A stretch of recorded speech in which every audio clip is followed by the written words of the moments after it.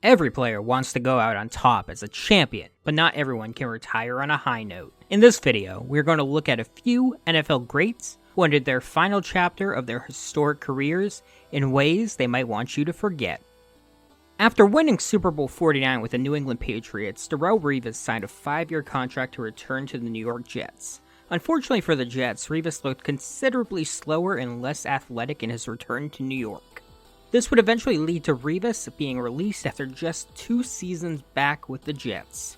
Revis would go unsigned for much of the 2017 season until the Chiefs decided to give him a shot with their secondary in dire need of any type of support. Revis performed well enough in 6 regular season games for Kansas City, who ended up winning the AFC West with a 10-6 record. Unfortunately for Revis, he was on the receiving end of an embarrassing moment in playoff history. Marcus Mariota was scrambling in the red zone and threw a pass to the end zone. Revis batted the ball down, but it went right into the arms of Mariota, who was able to catch it and run it in for the touchdown. This self-completion ended up sparking a Titans 12-point rally that saw Kansas City lose 22-21. Dan Marino had one last thing that eluded him in his Hall of Fame career, and that was the Super Bowl ring. The 1999 Miami Dolphins, coached by legendary Jimmy Johnson, narrowly snuck into the postseason with a 9-7 record. After upsetting the Seattle Seahawks in the wildcard round, Miami traveled to Jacksonville to take on the top-seeded Jacksonville Jaguars.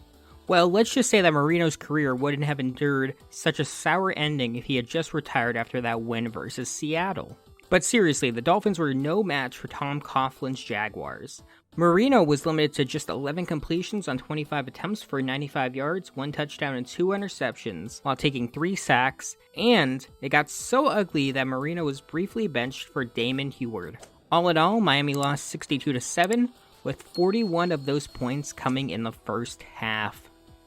Before 2020, Drew Brees considered retiring, but decided to give it a shot to see if he could get another Super Bowl ring. The Saints had previously had 3 straight heartbreakers in the playoffs, losing in the Minneapolis Miracle game in 2017, to the Rams in overtime in 2018, and again in overtime to the Vikings in 2019.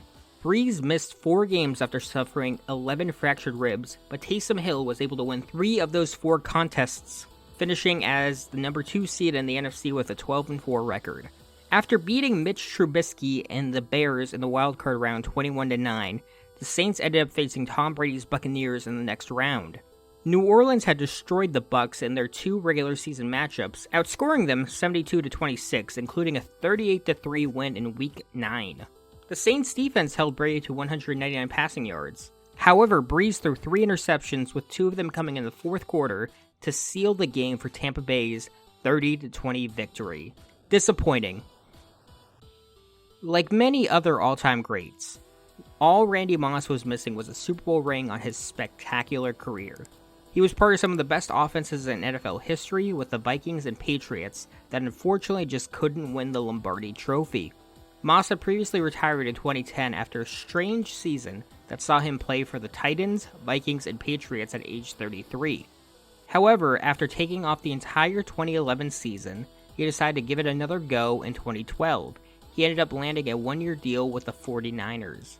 In 16 games in 2012, he racked up 434 yards and 3 touchdowns on 28 receptions.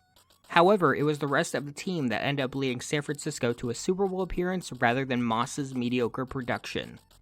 Unfortunately, Moss was not too productive in his last game, with one of the passes intended for him leading to an Ed Reed interception in the second quarter.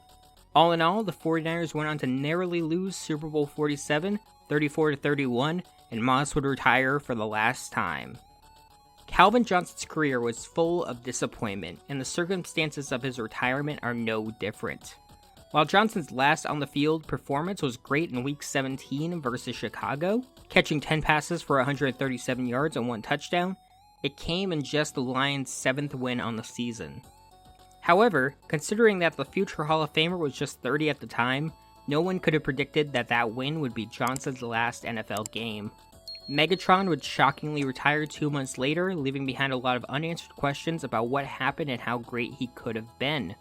In subsequent years since his retirement, he has set the record straight on his reasons for leaving the game early, They range from his mounting injuries affecting his day-to-day life and his desire to continue playing in Detroit, who weren't about to compete for a championship anytime soon.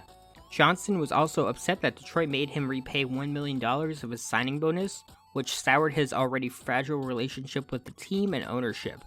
He has since stated that if the Lions repay him $1.6 million, it will go a long way to repairing the connection.